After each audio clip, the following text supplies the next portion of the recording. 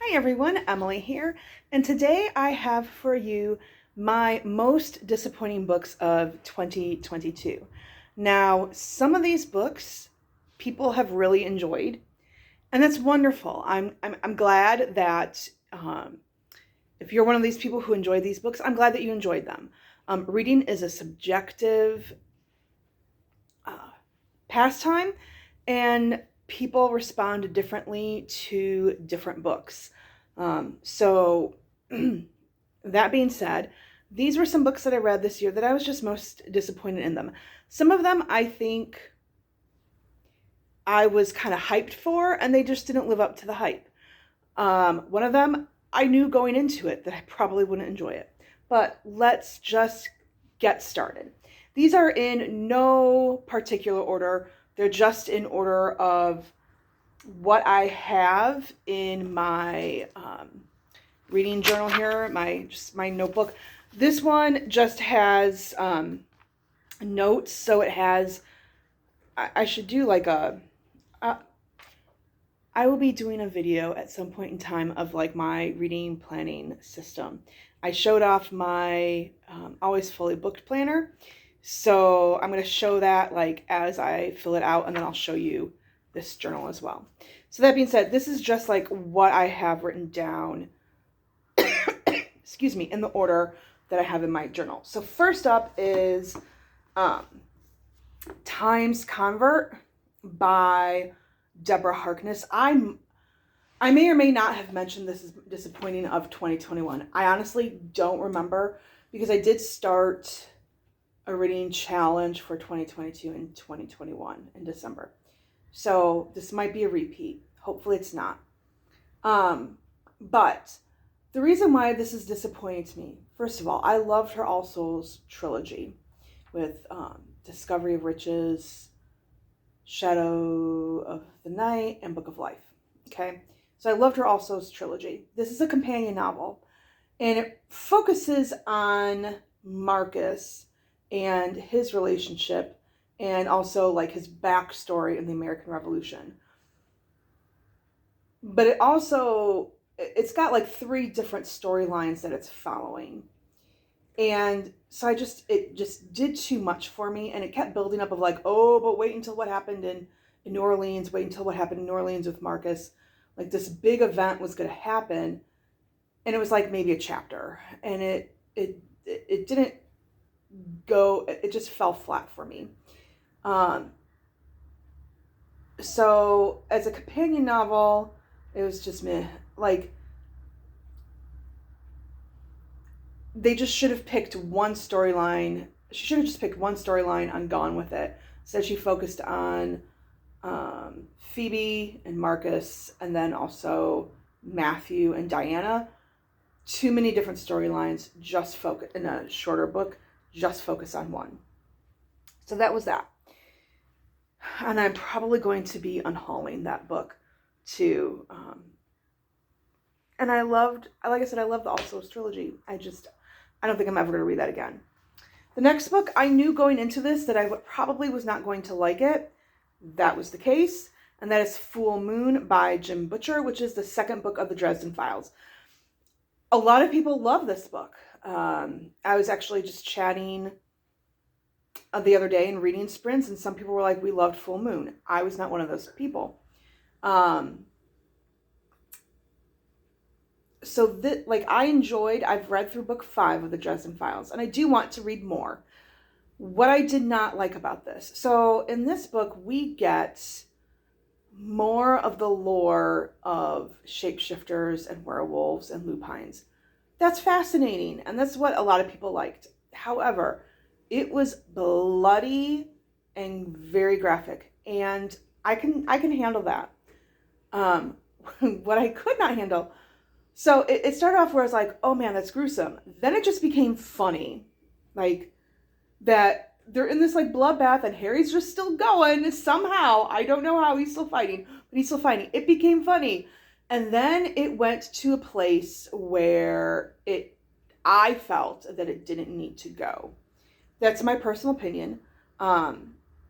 When they're in the midst of this carnage and two wolves start having sex because they're turned on by it.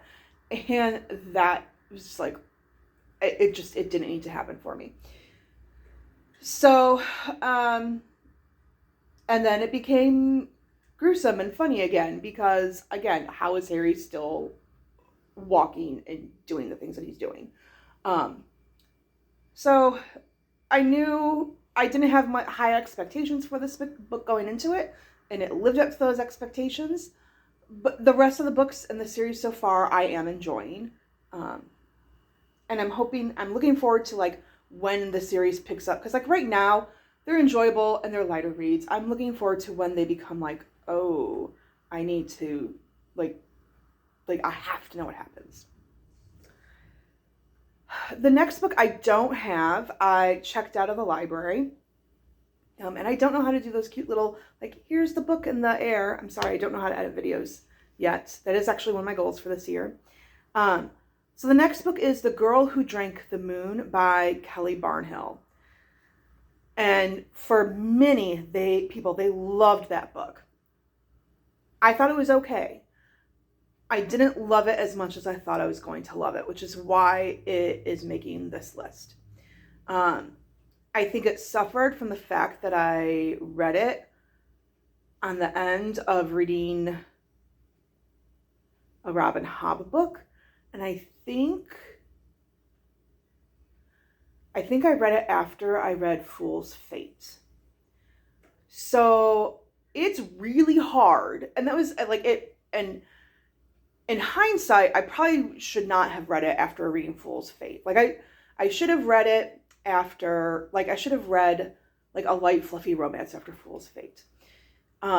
Just to like palate cleanse. But the reason why I read The Girl Who Drank the Moon right after Fool's Fate is because I was on a deadline. I needed to read it for a book discussion group. And what's interesting is like everyone in that book discussion group, we all were kind of like, this is okay, but we weren't like, none of us were like, it was great.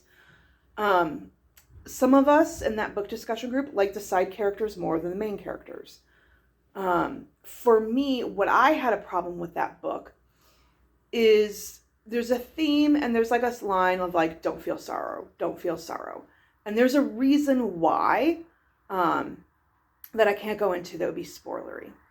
And it's a middle grade book. And what I had a problem with that is some kids are not going to make that connection of like, they're saying this because this is a plot point and here's why they shouldn't feel sorrow.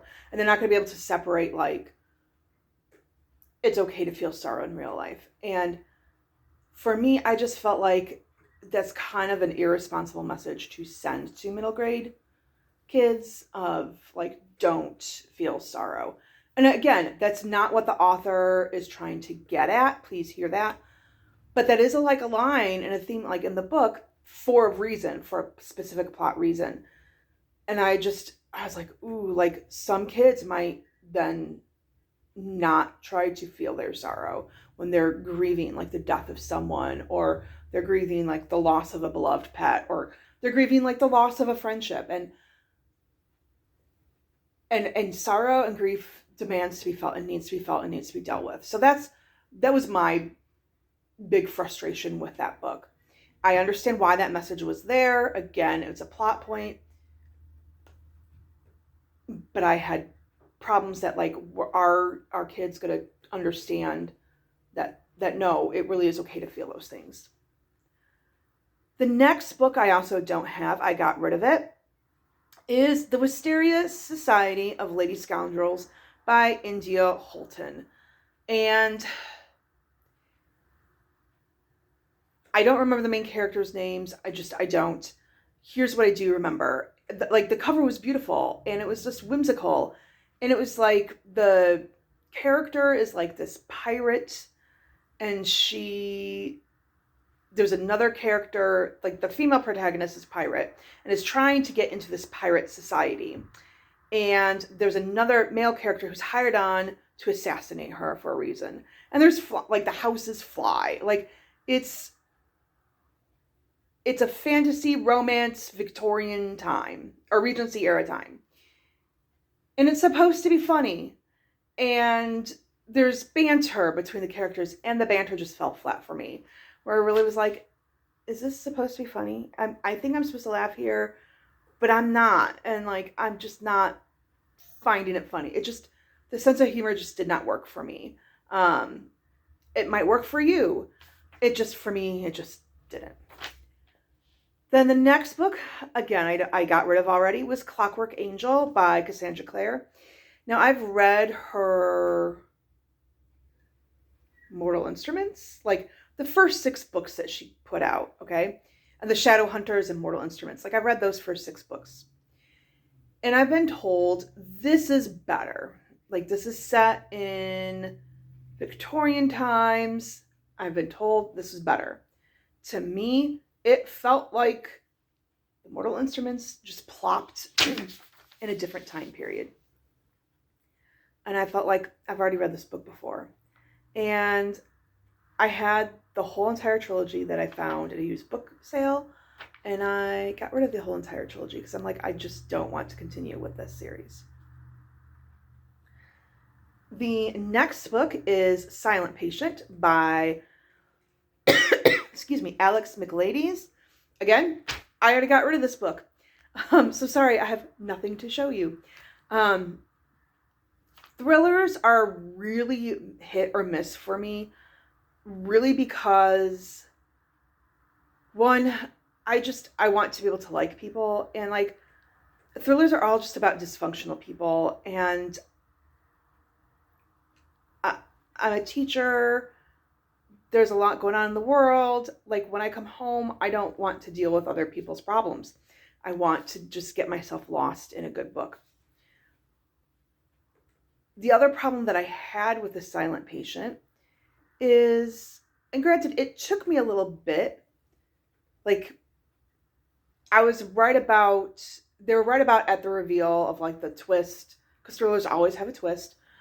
They were right about at that reveal of the twist, and I'm like, this is the twist. I finally figured out, here's the twist. And I was right.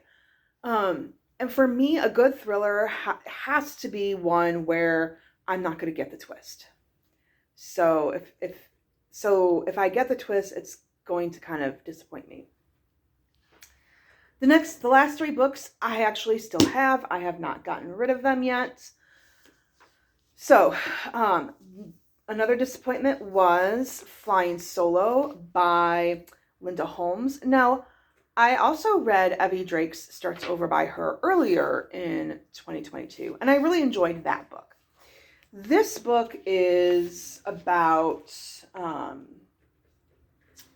name is Lori, and she's going back to her small town home in Maine to handle the estate of her great aunt Dot, who has passed away.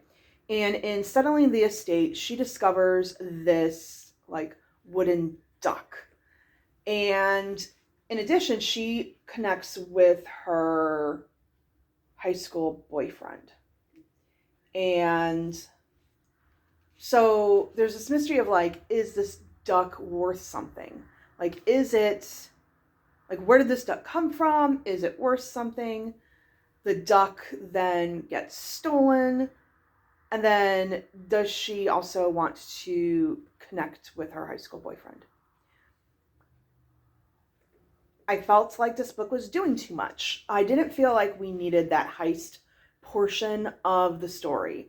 And again, I read this for a book discussion, and some people were like, oh, we really liked this. And I'm like, well, because then it got us into the mystery of what is behind this duck. And it's like, really, the heist was not necessary, because she already found this duck. She's already questioning, what is this value? She could have done the research on her own. Like, she could have easily just done the research on her own that she started doing anyway because of the heist. Like, we didn't need the heist. It was completely unnecessary. And if that heist part was removed, then we could have focused more on her character development, her identification with Dot, who is single all of her life. And like her identification of like, I'm now kind of in my late 30s, early 40s. I can't remember how old she is. Like, do I get married? Do I remain single? And if I remain single, then what kind of relationships do I have with men in my life? That would have been a much more fascinating read for me than like, we're going to kind of talk about that, but then we're going to throw in this heist. So we're not going to really delve into that topic. because we're distracted by this heist. So that was why I was disappointed with that. The next two books, I really, really was looking forward to reading these, and they really did not live up to the mark for me. I know other people have thoroughly enjoyed them. So, first book is The Lost Girls of Willowbrook by Ellen Marie Wiseman. I do have a dedicated review video to this book, which will go into more thoughts on that. But this is going to sound harsh, but this is going to be bottom line for me. Bottom line for me, I feel like that this did a disservice to the people who lived at Willowbrook and survived, or those who lived at Willowbrook and died at Willowbrook. It did a disservice to their memory. Yeah. So, and that sounds very harsh, but it's very unsettling to me. Especially it's unsettling to me working with people with disabilities, having worked in group homes, being a teacher of people with disabilities, and then also just having friends whose family members live in group homes and knowing their concerns and their worries for their loved ones. So my recommendation, like Willowbrook, this is the 50th year anniversary of Willowbrook. So my recommendation, if you want to know more about Willowbrook, don't read this book. I would say find on YouTube Geraldo Rivera's expose on Willowbrook. And then she mentions, I'm trying to find in the afterword, the author's note. Because she mentioned a couple books. So there were a couple of doctors who, there were some doctors who, they exposed the abuses of Willowbrook and they, sued Willowbrook. So that doctor is William Bronston, and he co-authored A History and Sociology of Willowbrook State School. And then he also published Public Hostage, Public Ransom, Ending Institutional America. So, I have not read those two books, so I can't say those are good books, but I would say if you want to know more about Willowbrook, read more firsthand accounts than reading this book. And last is Babel by R.F. Kuang. Again, I have another dedicated review to this book. I was so hyped for reading this book because I have not read The Poppy War. I don't want to read The Poppy War just because I don't know if I could handle how graphic it is from what I understand. So I don't know if I'm going to read it. So I was really looking forward to reading R.F. Kuang. I've heard really good early reviews on this book. I started off, I enjoyed it. It's about linguistics and translation. I thought at the beginning it was fascinating. The footnotes were very distracting. I did not feel that the footnotes added anything. There were times where I would get to the end of the page and there was a footnote and I'm like, where's the asterisk? That where is it referring to back in the text? And I would even put on my readers and I would go line by line by line trying to find the asterisk, and I couldn't find it. And I'm not the only person who had this problem. There were people in Discords that were reading this book when it came out, and I'm like, I'm not knowing where are these footnotes coming from. And they're like, yep, we're having the same problem too. We can't find where they're referring back to. Didn't have a lot of character development. And after a while, all of the, it's thoroughly researched. She did her research. I have no fault for her with that. But after a while, it just became tedious and info dumping and hitting you over the head with it. And to the point where I was like, where was her editor? Where was the editor? So that, it just was super disappointing. I will not reread this. I am getting rid of this. So, yeah, I'm sad. But there it is. Those are my most disappointing books of 2022. And actually, in going through my bookshelves, I really, it was easy for me to pick out the disappointing books because there really weren't that many, like, which was wonderful. It was a really good reading year. It's wonderful when it's super easy to pick out the disappointing books because there wasn't that many to choose from. But what there were at the end were highly memorable. So that being said, as always, please like, please subscribe. Please let me know in the comments below your thoughts on the books. If you like them, let me know. What were your best, what were your worst of 2022? And as always, happy reading.